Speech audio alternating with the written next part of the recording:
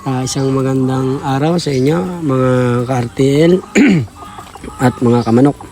Para maiwasan ang mabahong amoy at maraming langaw, ganito ang gawin nyo. Panatilihin tuyo ang kulungan.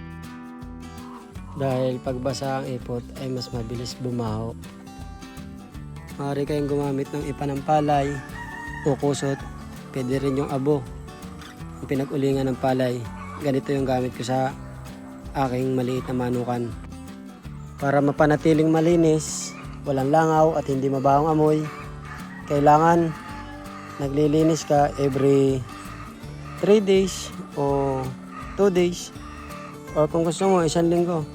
Basta yung alam mong hindi pa basa ang ipot, kasi pag nabasa ang ipot magkakaroon ng maraming uod dyan na magsisimulang bumaho at umamoy. At pag nalanghap ng iyong manok ay magkakaroon ng sakit sa kanyang digestive o respiratory system.